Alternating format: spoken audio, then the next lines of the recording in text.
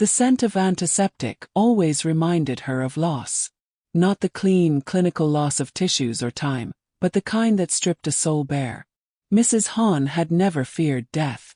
At 78, with 2 hip surgeries and a heart condition behind her, she knew her time was borrowed.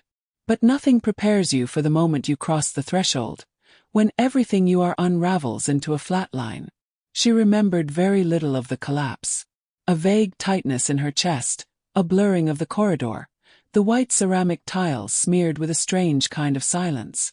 Then blackness. Not sleep. Not dream. Just absence. It was 11 seconds. The doctor said her heart stopped for 11 seconds. Long enough for the code blue to sound, for the nurse to drop her clipboard, for the young doctor in training to panic.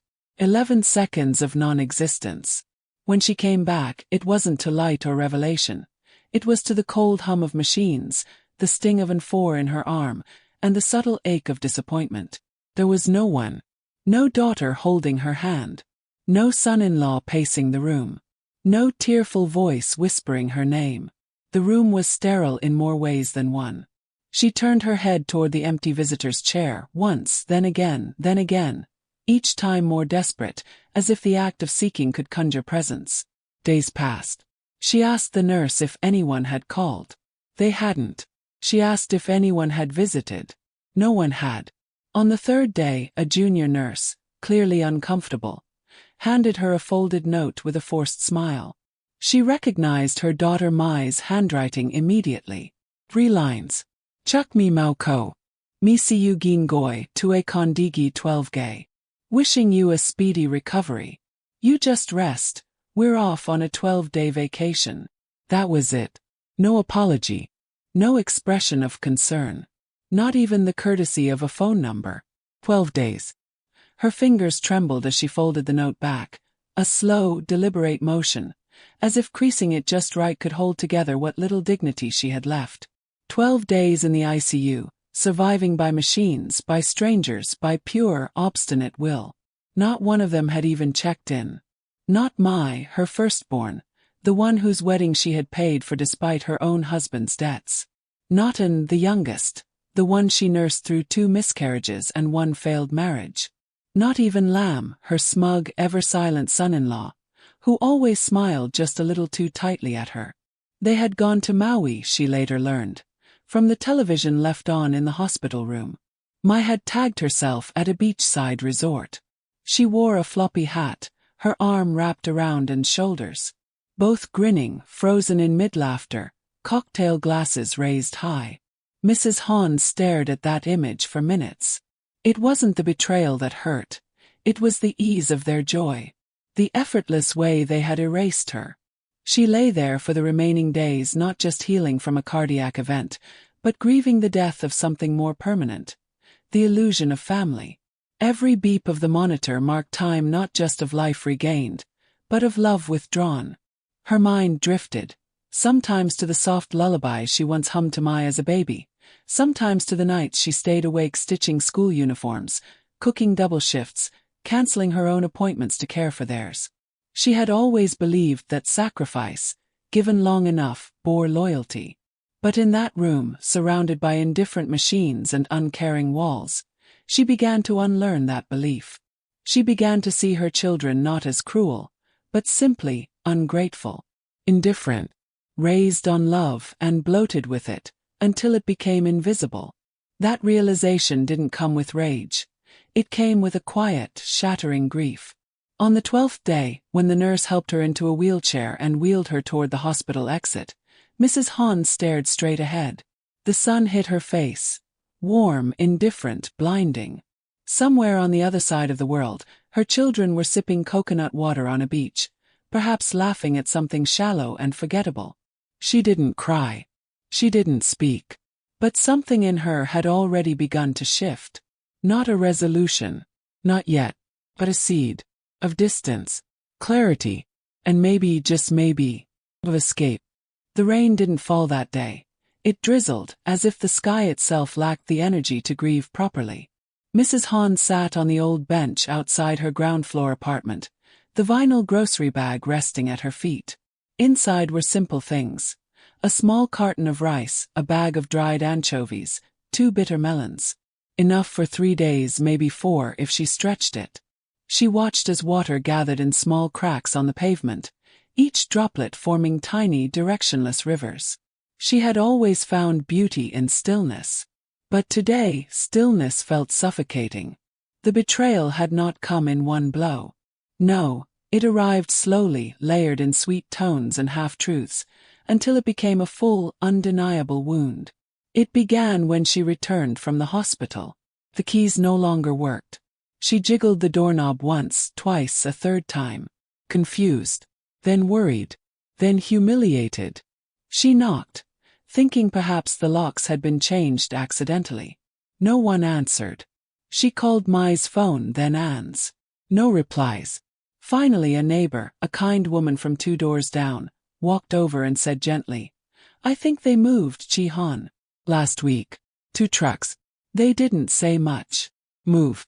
2 trucks. Her legs buckled before the words could sink in.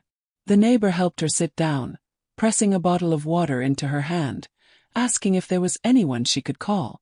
But there wasn't. Not really. Mai had taken everything. Not just furniture and clothes, but documents, keepsakes, savings. Even the box of old photos that Mrs. Han had wrapped in cloth and kept in the closet. 30 years of memory, lifted and erased like a thief clearing out a safe. But it was worse than theft. Theft is impersonal. This was intimate, deliberate. When she finally reached Mai, 2 days later, the voice on the other end of the phone was calm. "Cold. We thought you'd be better off staying with a caregiver," Mai said. "The apartment's too far from the hospital. And we needed to make a new start." A new start. The phrase curled around her like smoke. What kind of new start involved abandoning your mother without warning? She remembered the conversation in fragments. Mai's voice flattening when Han asked about her savings account, the one she had asked her daughter to help manage during her hospital stay. "It's all gone, me. We needed it. You weren't using it." She hadn't screamed. She hadn't wept. She had thanked her daughter in a numb, mechanical voice and hung up the phone with a strange sense of clarity. There are betrayals so vast, so intimate, they leave no room for rage. Only silence. That night, she sat on a friend's borrowed couch, staring at the ceiling. Her body felt hollow, like it had been scooped out and filled with something weightless. She thought about the time she gave birth to Mai in a public hospital, with no anesthesia, biting down on a wooden spoon. The time she skipped meals so her daughters could have extra tuition classes.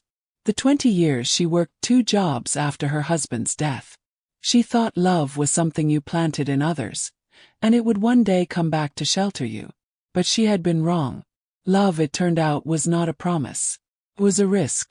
The friend she stayed with was kind but poor. A widow herself with 2 grandchildren.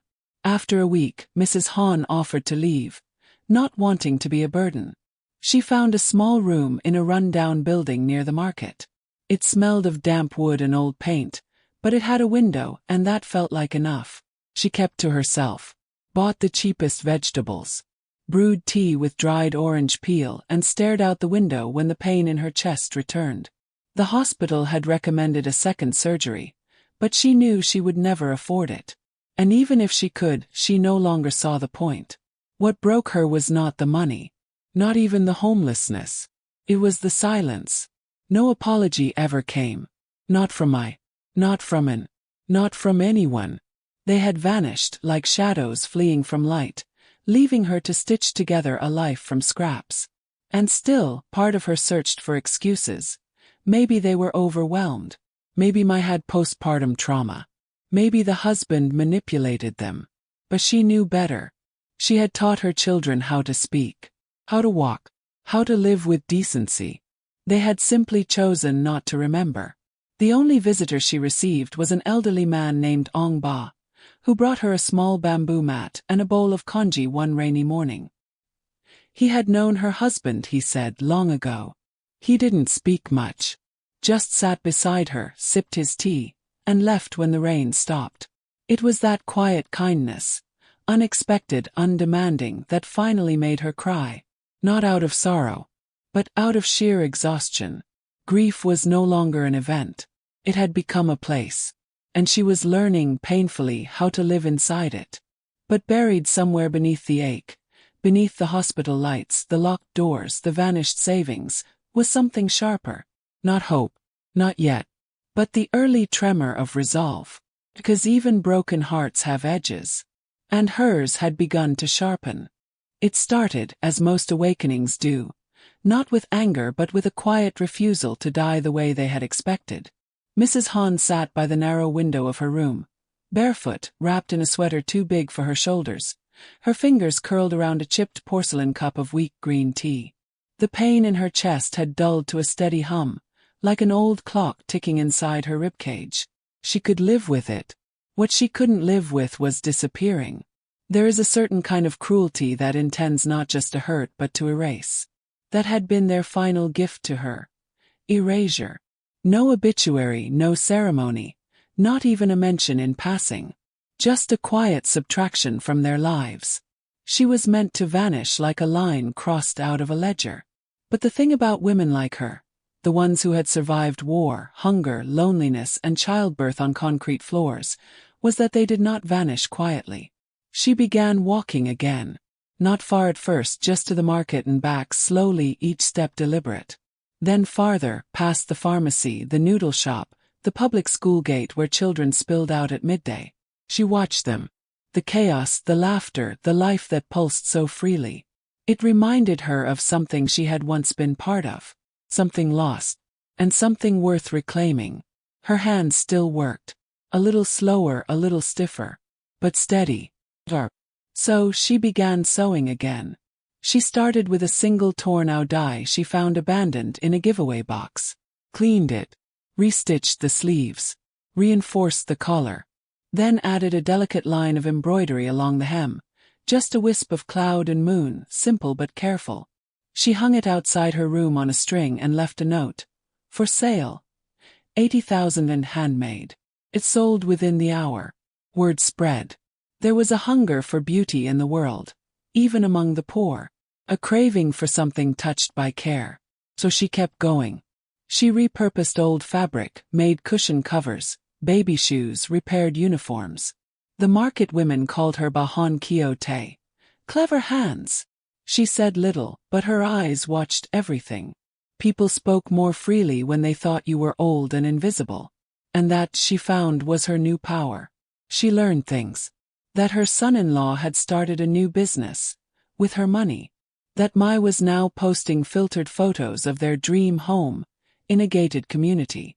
That Anne had opened an online boutique, advertising hand-stitched items almost identical to the ones she used to make. They had taken not just her money, but her craft, her identity, and they had spun it into profit, fame, applause. Mrs. Hahn didn't rage. She didn't write a letter. She didn't show up at their door. She began, instead, to strategize. She reached out to old connections, women she had once taught to sew at the community center, a distant cousin who worked at a tailor shop downtown, a retired teacher who remembered her kindness when they both lived through the subsidy years. She asked for scraps, then space, then trust. And quietly, stitch by stitch, she began to build something of her own. It wasn't a business. Not at first. It was resistance. One thread at a time. She named it Hoi Sin. Rebirth. She never spoke the name aloud. But it was written on every garment tag, hand-sewn on the inside, just above the heart. Each piece told a story. A girl's dress made from an old curtain. A wedding scarf fashioned from a torn bedsheet and leftover pearls. A baby's blanket embroidered with the name of a stillborn child, commissioned by a grieving mother. He charged little. Sometimes nothing. But the work spread.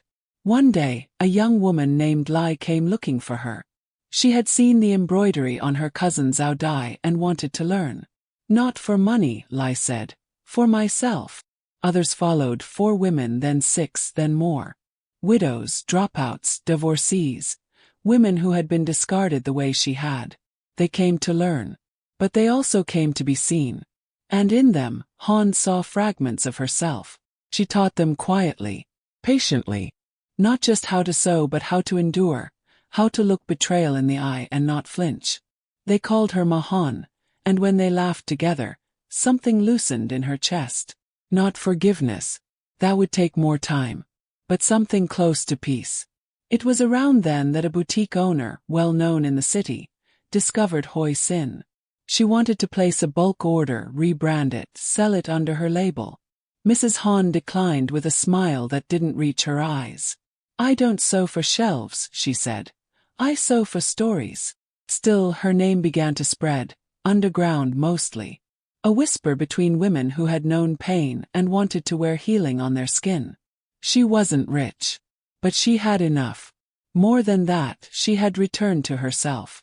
One evening, she stood before her small mirror and touched the lines on her face. They were deeper now, but no longer marks of loss. They were records, etched in quiet defiance. She didn't want revenge. Not anymore. But she wanted her daughters to know something. That the woman they tried to bury had not only survived. She had risen. And every stitch she made, every soul she mended, was proof that even broken things could become holy in the hands of the right heart. There are times in life when leaving is not escape, but strategy. Mrs. Han had always believed that dignity was something you carried on your back like an old coat. It could get worn, tattered, invisible even, but it never left you. Not if you held on to it with both hands. Still, there was a difference between surviving quietly and living fully. And that difference required one last decision. To disappear. Not vanish into suffering, but vanish with intention. The more her work gained attention, the more the shadows of her past began to stir. A woman from the press came one morning, young and enthusiastic, asking questions about the origin of Hoi Sin, wanting photos for a feature. "You're a symbol," she said, eyes shining. "A story of resilience. From the hospital bed to empowerment." Mrs. Han said nothing for a long moment, then answered in her usual soft voice. "Symbols don't bleed, child. People do." But the visit had left her shaken. Not because of the attention. It wasn't vanity that troubled her, but because of what might come next. Her daughter, her son-in-law. They would see the article. They would recognize her stitches, her name. Maybe not publicly. Maybe not immediately. But they would know. And that knowledge felt less like closure and more like the reopening of an old wound, one she had just begun to suture. So she did what she always did, sat by the window and thought. She watched the young women of Hoi Sin sweep the courtyard, prepare dye baths, fold fabric in gentle stacks like offerings. She loved them. Not like daughters. No, that part of her heart had scarred too deeply. But like witnesses. They had seen her. And in their eyes, she had begun to remember who she was before the betrayal. Not just a mother, not just a victim, but a woman of worth. And she realized then, to protect what she had built, she would have to leave it. Not forever. But long enough to break the thread that still connected her to the old narrative. One where she was defined by abandonment, by loss, by the memory of what her children had done. The plan unfolded simply. She wrote a letter. One page. Folded neatly. Left in the hands of Lai, the first girl who had asked to learn, the one with fingers quick as breath and eyes too wise for her age. "Take care of this place. Don't let it grow too big. Keep it true. Keep it honest." That was all she asked. She packed lightly. 2 sets of clothes, a small tin of tea leaves, her sewing kit, and the only photograph she had left. One of herself at 22, standing beside her husband in the rain, neither of them smiling but both there. She didn't say goodbye. One morning before the sun had fully risen, she stepped out the narrow alley and took a bus west. Toward the hills, toward silence, toward a place where her name meant nothing and her past could rest. It wasn't loneliness she was chasing. It was clarity. In the village where she settled, a place small enough to forget the world, she found work quietly helping a widow who sold herbs. In exchange for room and board, she organized the woman's storeroom, mended sacks, catalogued roots and dried leaves. There was a kind of peace there, fragrant with basil and thyme. She did not sew. Not for a long while. Instead she walked. Each morning through the fog-wrapped trails, greeting chickens and schoolchildren, touching the bark of old trees as if they might answer some wordless question buried inside her. She had not spoken her daughter's name in months. And then one evening she heard a knock. It was Lai, breathless, mud-streaked, crying. The workshop had been found, featured in an online article that went viral. Hoi Sin was being praised everywhere as a symbol of post-war recovery and female empowerment. Orders flooded in. Influencers, designers, city officials. And along with them Mai. She had come to the shop. Claimed to be Han's daughter. Claimed the whole idea had come from her. She's going to turn it into a business, Lai said, shaking. She's going to erase you all over again. Mrs. Han closed her eyes. It was strange, the way grief no longer stung but settled into her like old music. She didn't cry. She didn't speak for a long time. Then she did something that surprised them both. She laughed. Not because it was funny, but because it was inevitable. Let her, she said at last, her voice like dry leaves rustling. Let her try. But it's yours, Ma, Lai whispered, tears in her throat. We can't just. It's not mine, she said gently. It never was. I gave it away the moment I taught someone else. It belongs to whoever keeps it sacred. Silence passed between them. Then, so what will you do? Mrs. Han smiled. That same thin, stubborn smile she wore when teaching others to hold a needle like a compass. I'll sew again, she said. But not to prove anything. Not to be seen. Just to remember. And she did. Not for the world but for herself. Quiet pieces. Patchwork of new beginnings. And in every thread, she wove one truth deeper than betrayal, deeper than pride.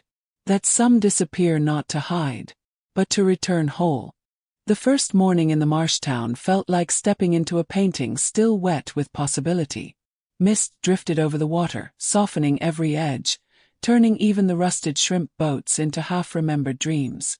Mrs. Han, who now answered to Madam and whenever anyone bothered to ask, stood on the crooked front stoop of her rented trailer and breathed in brine, mud, and dew-heavy grass. They were not the smells of home, but they were honest, and honesty is a kind of refuge.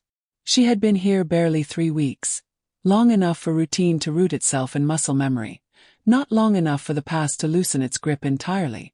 At dawn she helped old Mrs. Fook in the herb shed, sorting angelica from mugwort, tying sprigs with twine, labeling jars in the neat, looping script she once used on her daughter's homework. By midday she walked 5 dusty blocks to the library, where she shelved books 2 afternoons a week for the brittle-voiced head librarian who insisted on alphabetizing poetry by first name. And 3 evenings, sometimes 4, she crossed the cracked parking lot behind the diner to keep watch over Bong, the gap-toothed, unstoppable 7-year-old who had begun calling her Nguai, Grandma, on the second day and never looked back. Bong arrived like weather, barreling through the trailer door with grass in her hair, handing over crumpled drawings of cats that looked more like spiky suns, demanding stories about the biggest thing you ever fixed with a needle. Her mother, Hong, worked double shifts, coffee at dawn, fried clams till midnight, so the hours between school and sleep belonged to the 2 of them. It started as barter. Hong needed childcare, Madam needed cautious cover. But bargain mutated into bond before anyone could name it. The child's faith was disarming. No interrogation, no demand for a resume of love, just belief that every lap could be a harbor. On one rain-splattered Tuesday, Bong tugged Madam's sleeve and asked why she never kept the things she sewed. Because the thread has work to do somewhere else, she answered, surprised by her own words. Yet that night, after Hong collected the sleeping girl, Madam unfolded a scrap of sea blue linen and stitched an alphabet of tiny cranes along the hem, one for every letter Bong had struggled to pronounce. She left it beside the bunk bed like a postcard you tuck into a suitcase, proof of presence that lingers after footsteps fade. In the hush that followed, she felt an ache, not the jagged sorrow that once scorched her lungs, but something rounder, almost tender. Caring for a child again was dangerous.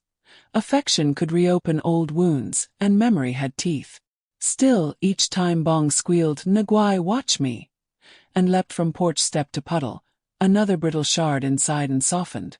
Trauma bent the heart toward caution. Wonder bent it back toward risk. Hung noticed the change first. One late shift, she lingered at the trailer door, raincoat dripping, eyes rimmed red with fatigue. "She sleeps easier when you're here," she murmured. "When you tell her stories, she forgets the storms." Madam wanted to reply, "I'm no shelter, only driftwood." But Hung reached out and squeezed her calloused hand, and that simple gesture turned the denial to vapor. People who labor under ceilings that leak understand each other without translation. Word of Madam N's quiet skill crept through town like tidewater under a door. A fisherman brought his torn net. A bride-to-be wrestled a too-tight audai onto her shy shoulders. An elderly vet asked if she could mend the flag he carried through 2 wars. She charged almost nothing, sometimes accepted payment in clams or lemons or stories. Each repair felt less like work than listening. Thread as confession, not as absolution. She realized she wasn't fixing things so much as witnessing them, granting fabric and the lives stitched into it permission to continue.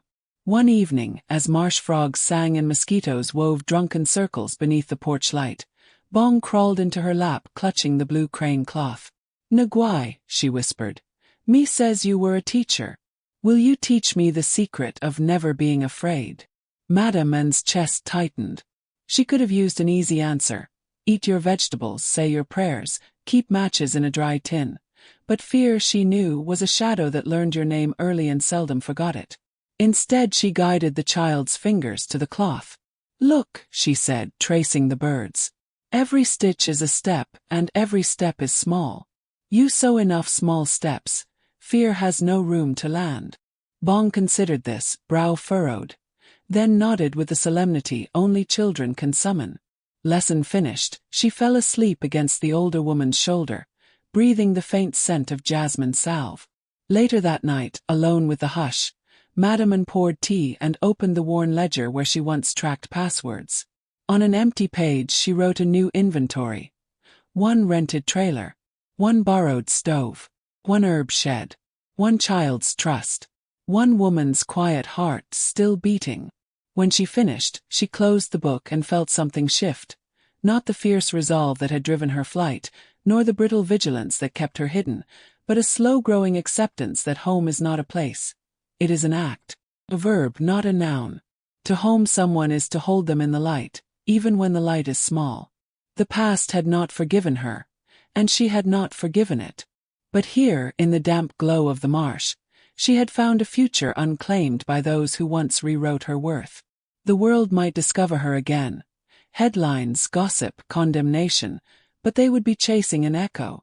The living, breathing woman now answered to no one's version of events but her own. When dawn pinked the horizon, she cracked the door and let the salt air seep in. Somewhere beyond the reeds, gulls quarreled like old neighbors. She listened, lips curving nearly to a smile, then turned to set water boiling for porridge.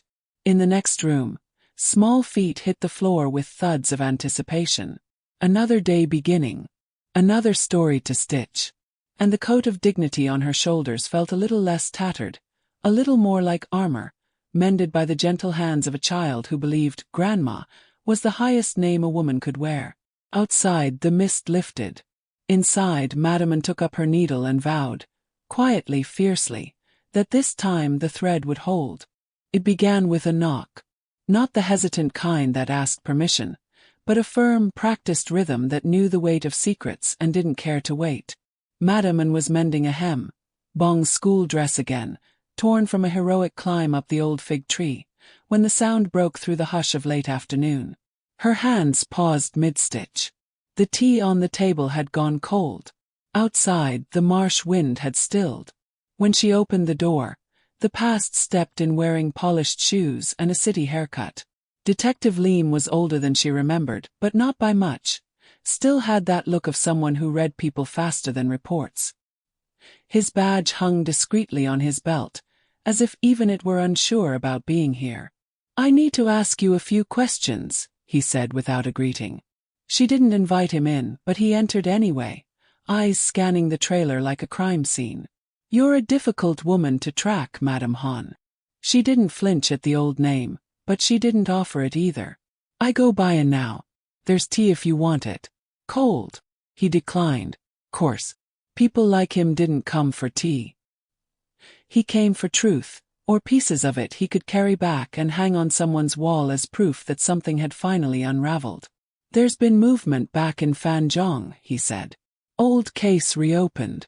New testimony. She said nothing. Her silence had protected people before. People she loved. People who hadn't deserved the wreckage that followed.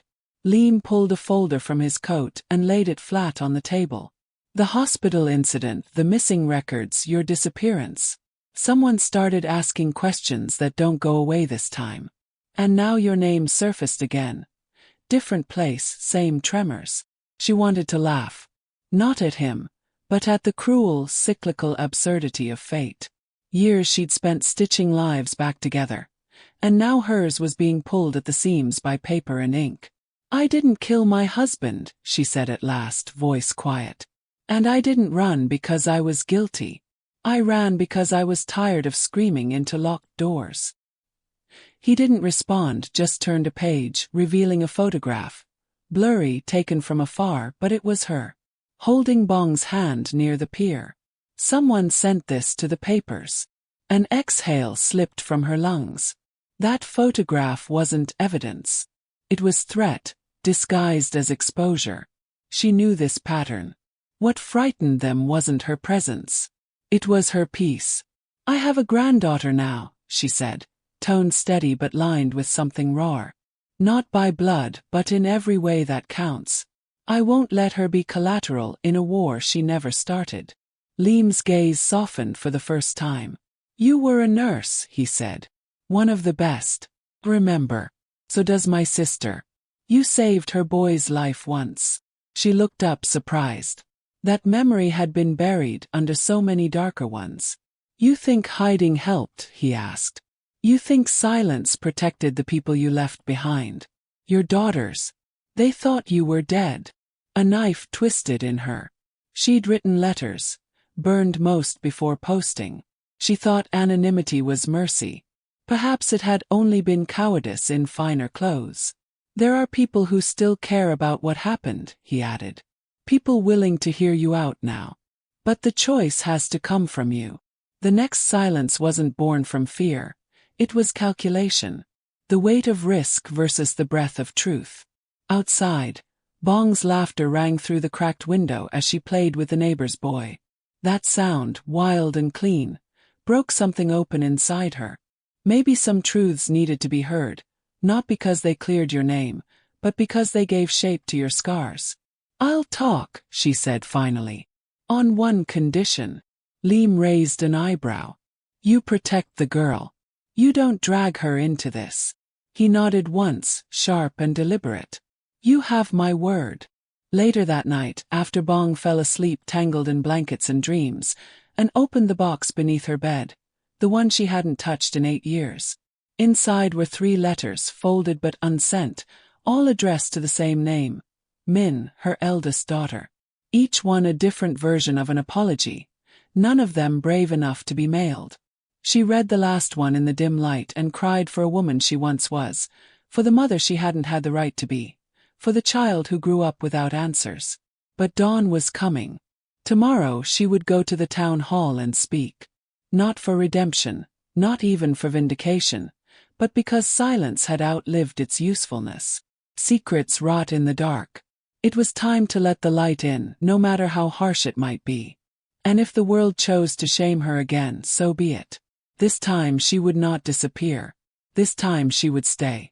It began with a single post, a grainy screenshot of an old newspaper clipping, paired with a recent photograph of Madame and holding Bong's hand outside the herbal shed. No caption. No explanation.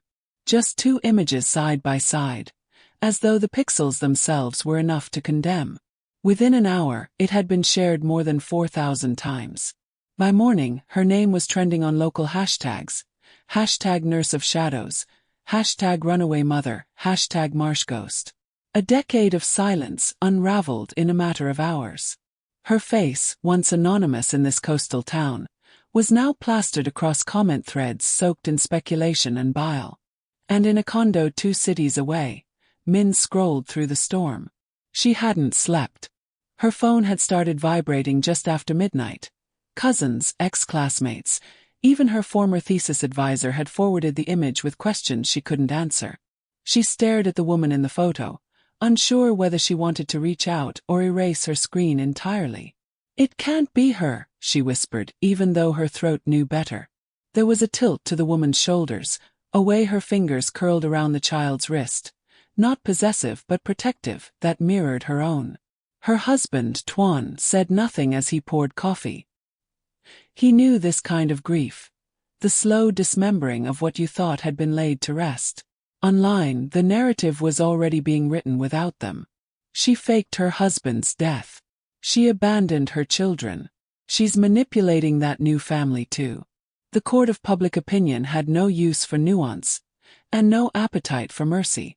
Every rumor once buried had now been excavated and made malleable by strangers seeking outrage. Some accounts posted side-by-side photos of Min and Madam N, comparing bone structure and eye shape, crafting timelines with the obsessive precision of digital archaeologists. Others uploaded poorly edited videos full of ominous music and grainy voiceovers, framing her mother as a fugitive mastermind. Min's inbox filled with condolences she didn't ask for. Journalists called the clinic where she worked. A parenting blog requested an interview on coping with inherited scandal. What pained her most wasn't the noise. It was the silence of the woman in question. No public statement. No rebuttal. Just a void where a mother's voice should have been. Her younger sister, Lynn, was less restrained. She took to Facebook within hours. "She left us. That's all that matters. Whatever story she tells now, don't mistake it for truth."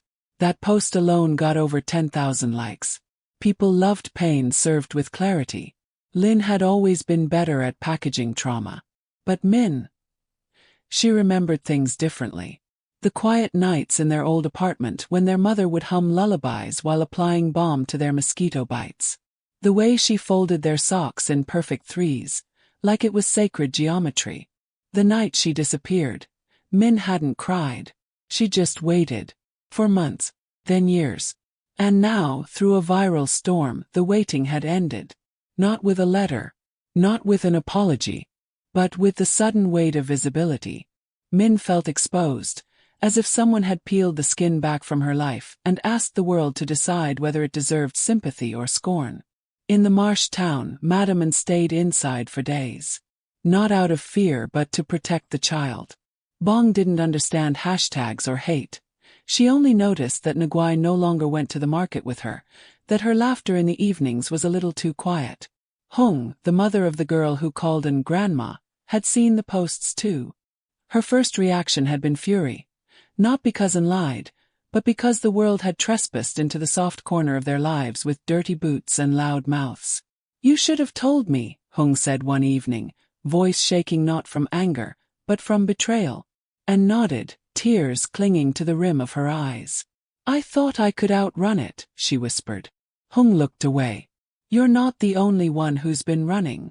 Outside, the crickets sang like they hadn't read the news. But inside the trailer, everything had shifted. One morning, a letter arrived, handwritten and folded into eighths. No return address. No signature. Just Min's handwriting. Still exact, still elegant. "You broke something in us. But I won't pretend I don't want to understand why. If you're brave enough to speak, I'll listen. Just don't lie." And held that note like scripture. She read it over and over again, until the ink felt etched into her skin. The internet didn't stop. Never does. The world loves a villain, especially one who bleeds quietly. But something had changed. Amid the accusations and headlines, a daughter's voice had found its way back to her. That night she wrote. Not a statement. Not a defense. Just a story. About a woman who loved wrongly and ran, and stitched herself into the lives of strangers hoping they'd never ask where she came from. She ended the letter simply. "I am not proud of who I became. But I am here now. And if you're ready, I'll be here still." She sent it without fanfare. Then she sat with Bong on the porch, tracing the stars between clouds. "They're saying mean things about you online," Bong said, half asleep against her shoulder. "I know," Anne replied, brushing the girl's hair back. "But we don't live online." "No," Bong murmured. "We live here." The wind rose, carrying away the names they'd once worn, and the silence between them felt less like guilt and more like grace. The room was quiet except for the steady tick of the clock, a metronome marking time that seemed to stretch into infinity. Madame Anne sat alone in the dim light, her hands folded on the wooden table, the rough grain biting softly into her skin, a tactile reminder of the world she once inhabited and the one she tried desperately to escape. Outside, the rain began, soft at first, then growing heavier, drumming a steady rhythm on the roof like a heartbeat. She had spoken, finally, shared pieces of a fractured past, fragments pieced together not for absolution but for truth. The letter she sent to Min had been her opening salvo, her tentative step back into the lives she left behind. But now, after the public storm and private reckonings, came the deepest, most difficult choice: whether to break the silence fully or to let the quiet stand as a sanctuary. Liam's voice echoed in her memory. "You have to speak to the daughters. To the world." But she knew better. Words, no matter how carefully chosen, had a way of fracturing the fragile peace that sometimes, after the chaos, was the only thing left worth holding. Her eldest daughter, Min, had reached out again, this time with an invitation to meet. An afternoon, a public cafe, neutral ground. The simplest of gestures. But Anne hesitated. To cross that threshold was to step into a storm she wasn't sure she could weather without losing herself again. The past had claws, and she had learned that sometimes survival meant knowing when to shield, when to retreat. The rain outside thickened, the windows blurring with streaks of water, distorting the world beyond. Anne's thoughts wandered back to Bong, sleeping upstairs, her breath slow and steady, the quiet innocence a fragile light in this dark moment. And realized that in choosing silence, she was not shirking responsibility. She was protecting this fragile new life, the only gift she could give after so many years of absence and pain. She was choosing grace over confrontation, peace over validation. A soft knock interrupted her reverie. Hung entered quietly, carrying a cup of tea, steam curling in the cool air. "You still think silence is surrender," Hung said gently, setting the cup before her. "But sometimes silence is the fiercest kind of courage." And looked up, her eyes tired but resolute. "If I speak now, I risk everything for all of us." Hung nodded, understanding without judgment. "And if you stay silent?" Anne's fingers curled around the cup. "Then maybe I give Bong a chance to grow without the weight of my ghosts." The room felt small but safe. Outside, the rain softened, a lullaby for the weary. In that quiet moment, Anne understood that silence was not emptiness but a space where healing could begin, slowly, imperfectly, on her own terms. She would not vanish again, but she would not expose herself to every battle, every whisper and accusation. She would hold the line of peace, a quiet guardian for the daughter she had chosen to love fiercely and protect fiercely. And in that silence, there was a final unspoken grace, a last blessing given and received in the stillness between words.